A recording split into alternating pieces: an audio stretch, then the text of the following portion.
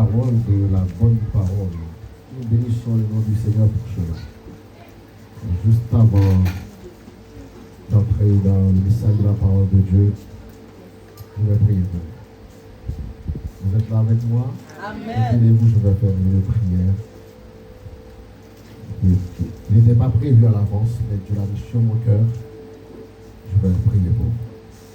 Éternel notre Dieu, Dieu grand, fort, puissant, toi qui changes les circonstances, les temps, nous nous présentons devant toi ce matin pour cette assemblée au milieu de laquelle ton nom est invoqué. Nous prions notre Dieu pour la croissance spirituelle, numérique pour cette assemblée. Tu sais combien de femmes et des hommes ont besoin de toi dans cette ville. Nous prophétisons ce matin au nom de Jésus. Très bientôt, il va y avoir de nouvelles têtes, de nouvelles âmes, surtout faisant partie de ce corps pour pouvoir annoncer la parole, cher Seigneur mon Dieu. Et que ce groupement soit vraiment un témoin fidèle. Car tu as dit dans ta parole, vous recevez de puissance le Saint-Esprit survenant sur vous, et vous serez mes témoins à Jérusalem, dans la Judée, dans la Samarie, et jusqu'aux extrémités de la terre. Que ce peuple soit des témoins fidèles pour toi, dans cette ville et les villes avoisinantes. Au nom de Jésus-Christ. Amen. Soyez bénis. C'est un plaisir pour moi, comme je disais tantôt, d'être là avec vous ce matin, pas pour parler de moi d'ailleurs, qui suis-je, tout simplement, un serviteur de Dieu, quelqu'un qui fait des efforts pour servir le Seigneur. Je m'appelle Arnel Nelson avec un R, A-R-N-E-L, précision. Et je suis l'un des responsables de l'église de Dieu de Pentecôte à Montfermeil. La deuxième église de Dieu, nous sommes 4 églises, 3 églises de Dieu. L'église mère se trouve à Noisy-le-Sec. La deuxième dont je suis membre se trouve à Montfermeil et l'autre à Achères dans les Yvelines. Et il y a une église affiliée, 18 ans, un pasteur Chalorin, que vous connaissez, je dirais tous, et qui se trouve actuellement à Bobigny. Marié, sans enfant, mais je sers Dieu avec mon épouse, Rosemary, Nécasséus, épouse Nelson. Je vais te mettre debout, je vais te faire un petit coup à la santé. Amen, amen, amen. Merci beaucoup. Elle était chargée pour faire la lecture de la parole de Dieu à Montfermeil. Et elle m'a dit, elle va m'accompagner. On a fait du coup un arrangement pour qu'elle soit avec moi. Par-dessus tout cela, nous bénissons le nom du Seigneur qui nous accorde sa grâce d'être ici pour parler de lui. J'ai reçu une invitation autour d'un thème et c'est atteindre le plein potentiel en Jésus. En lisant ce thème, cette thématique, j'ai réfléchi beaucoup. Qu'est-ce que je vais pouvoir dire à partir de ce thème? Atteindre le plein potentiel en Jésus, tiré d'un texte de base que nous avons lu tout à l'heure avec notre charmante éditrice. Éphésiens 3, versets 19, 14 à 19, plus précisément. J'ai prié, j'ai réfléchi. J'ai lu, j'ai fait des recherches. Et le Seigneur quand même a mis quelque chose sur mon cœur pour partager avec vous. Nous vous demandons de prêter attention pendant ces quelques minutes que nous allons partager ensemble la parole de Dieu. Vous savez, chers amis, c'est pas toujours dans une foultitude, dans un grand nombre de personnes que Dieu prend plaisir, mais Dieu prend plaisir dans le cœur d'un petit groupe bien disposé pour entendre sa voix parler. Vous comprenez bien ce que je viens de vous dire? Regardez pas autour de vous de dire il y a beaucoup de chaises vides, mais essayez de voir la présence de Dieu qui règne au milieu de nous, qui est au milieu de nous. Et quand la présence de Dieu y est, elle y est pour bénir, pour sanctifier, pour envoyer de nouvelles grâces, de nouvelles bénédictions. Amen. Je pense que ça ne va pas vous déranger si je relis le texte qui m'a été proposé. Restez à votre place, je vais relire le texte. Une fois, ce serait pas trop. À cause de cela, je fléchis les genoux devant le Père, de qui toute famille dans les cieux, sur la terre, tire son nom, afin qu'il vous donne, selon la richesse de sa gloire, d'être puissamment fortifié par son esprit dans l'homme intérieur, en sorte que Christ habite dans vos cœurs par la foi, étant enraciné et fondé dans l'amour, que vous puissiez comprendre avec tous les saints quelle est la largeur, la longueur, la profondeur et la hauteur, et connaître l'amour de Christ qui surpasse toute connaissance, en sorte que vous soyez remplis jusqu'à toute la plénitude de Dieu. En réfléchissant sur ce passage, en mettant en évidence celui qui a écrit cette épître ou cette lettre envoyée aux chrétiens d'Éphèse, vous n'êtes pas sans savoir qu'il s'agissait de l'apôtre Paul, qui était auparavant, avant sa rencontre avec son Seigneur, selon qu'il est écrit dans Actes chapitre 9. Il a compris à un moment donné le changement qui a été opéré dans sa vie, et sous l'inspiration de la grâce, il a rédigé cette épître envoyée aux croyants d'Éphèse, de la ville d'Éphèse, pour qu'ils puissent comprendre l'amour de Dieu pour eux, ces croyants. Dans la vie en général, soit éducative, sportive, ministérielle, professionnelle, nous avons souvent besoin de mentors ou bien de guides, si vous voulez bien, pour pouvoir nous orienter vers la voie du succès ou des réussites. En guise d'exemple biblique, citons Moïse, le mentor de Josué, Paul, celui de Timothée. Car nul ne peut oser dire « Je suis arrivé au sommet tout seul », car il n'y a que Dieu qui détient en exclusivité cet attribut, c'est-à-dire l'autosuffisance.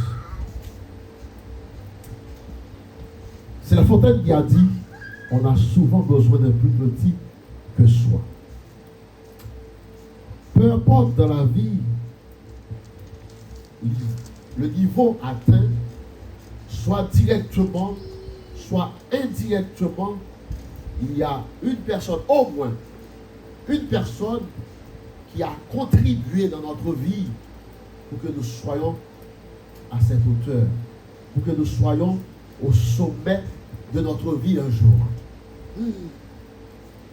Comme je venais citer, Moïse était un père spirituel, je dirais, pour Josué. Paul était un père spirituel pour Timothée. Ça veut dire, si Josué était encore vivant, il n'allait pas oser dire qu'il n'avait pas un père spirituel, qu'il n'avait pas un guide ou bien un mentor pour l'épauler, pour qu'il devienne le successeur, comme la Bible dit, de Moïse. Si Timothée était encore vivant, il n'allait pas oser dire que Paul n'avait pas contribué à sa vie pour devenir un pasteur. À travers ce passage que nous venons de lire, le passage écrit par l'apôtre Paul, c'est-à-dire Éphésiens 3, si vous voulez tout le chapitre, ou bien tout le livre, et le thème qui s'y rattache, il y a quand Jésus, par le Saint-Esprit, nous pouvons atteindre le plein potentiel.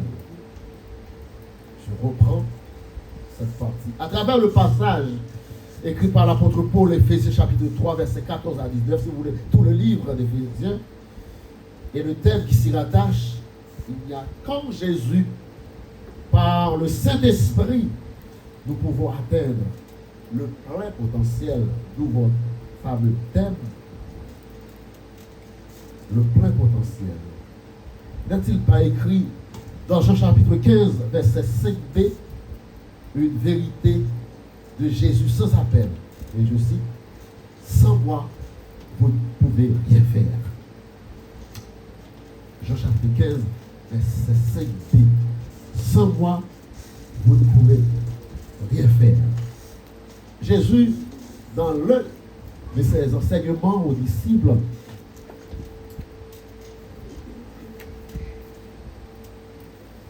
il a enseigné aux disciples pour les faire comprendre qu'ils ne pouvaient pas atteindre le sommet, atteindre le plein potentiel, si je veux rester dans votre thème, sans Jésus. Sans Jésus par le Saint-Esprit. Vous savez très bien, on dit de rappel, le pouvoir de connaissance, nous sommes sous la dispensation de l'Esprit, bien du Saint-Esprit. Vous savez très bien, il y a trois grandes dispensations. Il y a la dispensation du Père, la dispensation du Fils et la dispensation du Saint-Esprit. À l'heure actuelle, nous sommes sous la dispensation du Saint-Esprit. Si vous ne croyez pas, vous voyez avec votre pasteur. Alors, vous savez, chers amis, le texte commence, le chapitre commence par « à cause de cela ». Le verset 14 commence par « à cause de cela ». S'il y a une expression « à cause de cela » dans ce chapitre, ça nous fait comprendre qu'il y a des choses qui ont été dites avant cette expression « à cause de cela ». Bon, il va falloir qu'on cherche à comprendre qu'est-ce qui a été dit avant « à cause de cela ». Pourquoi cela? Pourquoi cela? Apôtre Paul a énuméré plusieurs raisons. Il dit beaucoup de choses, beaucoup de bagailles qui peuvent être livrées là dans le chapitre 3. On dit, à cause de cela. Il y a une raison principale, l'une des raisons principales qui poussait apôtre Paul à faire cette déclaration sous l'inspiration de l'Esprit, parce que sa vie a été transformée par le Saint-Esprit sur la route de Damas. Je parle à quelqu'un, vous me comprenez bien? Ça, c'est l'une des raisons qui poussait par l'Esprit. Et évidemment, Paul a dit à cause de cela, sa vie a été changée. En arrivant ici, j'ai entendu le pasteur qui parlait d'une nouvelle identité. N'est-il pas écrit toujours par l'apôtre Paul? Si quelqu'un est en Christ, il est une nouvelle créature. Les choses anciennes sont passées, voici toutes choses sont devenues nouvelles. D'où cette nouvelle identité. C'est une première raison qui doit pousser tout croyant à faire cette déclaration, parce qu'il y a une transformation. Avant, on était sans Dieu, sans espérance, sans droit de cité. Je suis toujours dans ce livre. Hein? Mais avec Jésus, qui a réconcilié les païens, si vous voulez, les non-juifs avec les juifs, il y a une mur qui nous séparait des juifs et non-juifs. Jésus est venu, il a renversé cette mur de séparation qu'on appelle l'inimitié pour que nous soyons appelés aujourd'hui un peu partout dans le monde, du nord au sud, de l'ouest à l'est, dans n'importe quel continent, enfant de Dieu. Jésus a brisé ce mur, cette muraille. Et avec Jésus, il n'y a ni juif, ni esclave, ni libre. Nous sommes tous un en Jésus-Christ. En Jésus-Christ. Et il y a beaucoup de raisons qui poussent l'apôtre à parler de ces versets desquels vous avez tiré votre sujet. Atteindre le plein potentiel. Potentiel, par définition, c'est une capacité tout simplement. Si nous voulons dire quelque chose de simple, c'est une capacité qu'on a pour avancer en fixant des objectifs, en visant, comment dire ça, en visant une réussite. Et Dieu a mis en nous beaucoup de capacités. Il y a ce qu'on appelle des talents. Mais en venant à Christ, Dieu a mis en nous des dons. Des dons. Il y a une nuance entre talent et don. Vous voyez avec votre pasteur, vous définir tout ça. Alors, quand nous sommes venus à Christ, nous avons tous des dons en nous, ou bien au moins un don pour servir le Seigneur. Dieu ne nous appelle pas, je suis désolé, je suis un peu entouré. Dieu ne nous appelle pas, chers amis, pour venir à l'église, pour rester comme observateur pendant des années, pour rester là à écouter un petit groupe chanter, un petit groupe diriger, un petit groupe prêcher. À un moment donné, oui, mais au fil des années, au fil des temps, il faut qu'on demande à Dieu de nous donner tout ce dont nous avons besoin pour pouvoir développer le ou les dons qu'il a mis en nous. Parce que nous avons goûté de sa grâce. Nous sommes enracinés en Christ. C'est écrit dans les versets que nous venons de lire. Le fait que nous sommes enracinés en Christ, nous ne sommes plus pour ce monde. Nous sommes pour Christ. Eh bien, nous devons montrer aux autres par le don qu'il a mis en nous. Voilà le Dieu que nous servons. Voilà le Dieu qui nous a transformés. Il faut aller vers les autres pour dire, oh, Dieu m'a transformé. Un jour, j'étais dans le monde. Je faisais un peu n'importe quoi. Mais Dieu a transformé ma vie. Il peut vous transformer aussi. Il ne suffit pas seulement de parler de la transformation de l'apôtre Paul. C'est bien de parler de l'apôtre Paul. Mais ce serait encore mieux de parler de nous, de la transformation subie par Christ quand il est entré dans notre vie. Moi, je suis né dans une famille chrétienne. Je suis né dans une famille chrétienne.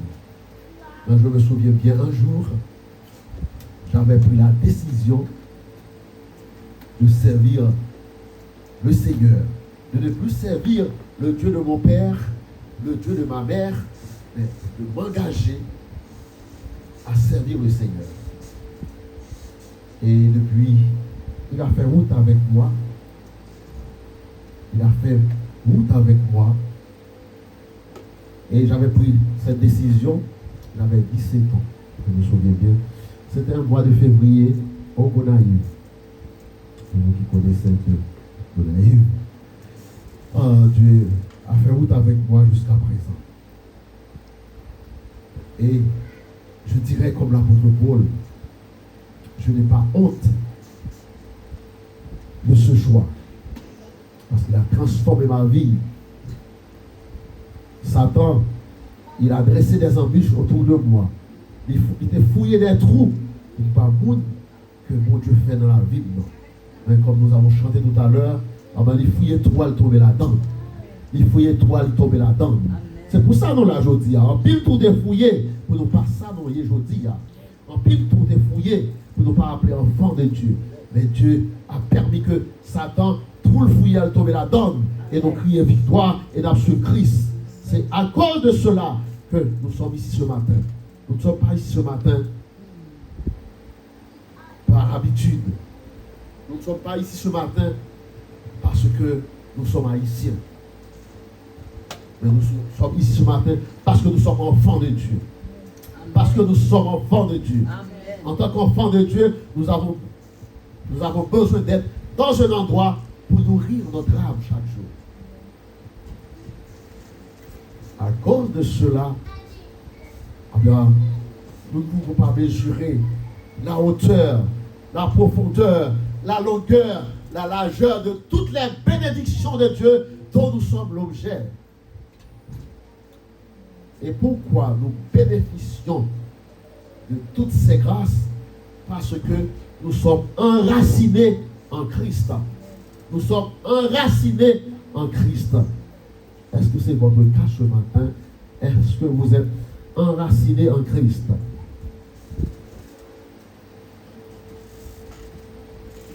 Il a dit dans le verset 17, en sorte que Christ habite dans vos cœurs par la foi, étant enraciné et fondé dans l'amour, que vous puissiez comprendre avec tous les saints quelle est la largeur, la longueur, la profondeur et la hauteur, et connaître l'amour de Christ qui surpasse toute connaissance, en sorte que vous soyez remplis jusqu'à la plénitude de Dieu. D'où votre thème, le plein potentiel en Christ. Le plein potentiel en Christ. Chers amis, c'est Dieu qui a fait cela.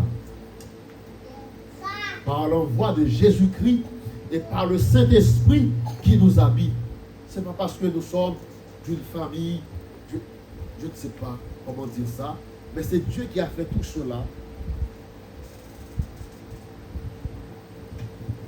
Réfléchissons un peu. Est-ce que ce n'est pas notre capacité que nous sommes appelés enfants de Dieu? Est-ce que ce n'est pas notre connaissance? D'ailleurs, nous n'en avons pas. Nous sommes appelés enfants de Dieu. Si ce n'était pas notre capacité, soit professionnelle, intellectuelle, économique, sociale et autres, ce droit de citer ne reviendrait jamais à nous, petits pauvres haïtiens que nous sommes. Heureusement, Jésus est venu pour tout le monde. Amen. À la seule condition d'accepter cette grâce. La grâce de Dieu, je dirais, c'est la main tendue de Dieu. C'est la main tendue de Dieu. Bon Dieu, longe même, il tend même vers nous avec grâce. Ça m'est rempli de grâce et de bénédiction. Mais nous ne dit pas pour nous faire, par la foi, pour nous longer, pour nous prendre grâce, pour nous recevoir grâce. Pas seulement arrêter d'attendre la grâce de Dieu, mais sans nous pas faire des efforts. Il a mis en nous ce potentiel, cette capacité. Mais c'est à nous de travailler cette capacité, ce potentiel, pour aller plus loin chaque jour. Pour aller plus loin chaque jour.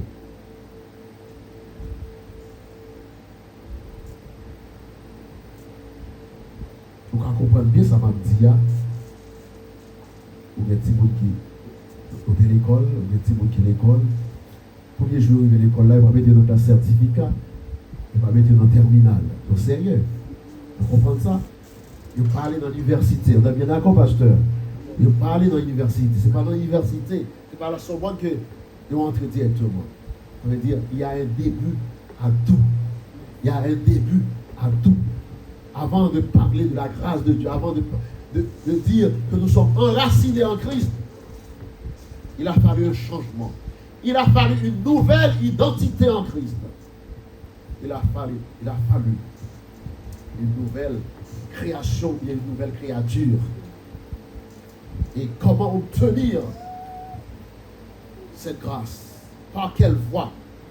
C'est tout simplement en acceptant Jésus comme Seigneur et Sauveur. C'est tout simplement en donnant notre vie à notre Dieu.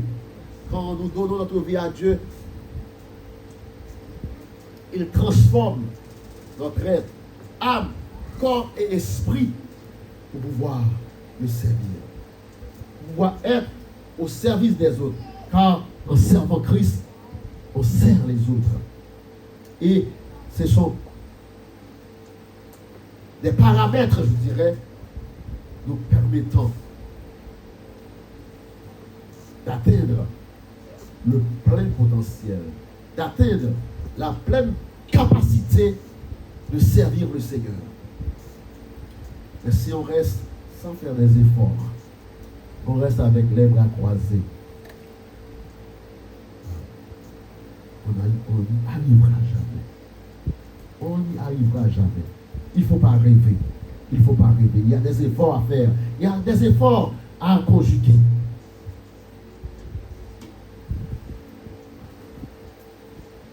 Un exemple, dans la vie de tous les jours, par exemple, les notaires de la France, il a fallu faire des démarches. Le thème, il fallait l'intégration. On a intégré dans le pays, on a fait des démarches papier, après il faut chercher travail. Et là, on travaille, on paye un impôt, mais les dirigeants de la France, ouais, pour intégrer dans le pays, on fait des efforts. Mes chers amis, c'est en quelque sorte, non pas dire c'est pareil, mais en quelque sorte, c'est comme ça nous devons avancer avec le Seigneur, pour nous intégrer nous dans la vie spirituelle que Dieu nous appelle à mener. Dieu nous appelle à mener une vie transformée, une vie qui permet aux autres de voir qu'il y a un changement entre nous. Nous citons ce texte tout à l'heure. Si quelqu'un est en Christ, il est une nouvelle créature. Les choses anciennes sont passées, voici toutes choses sont devenues nouvelles. Je vais finir avec ces papiers lourds.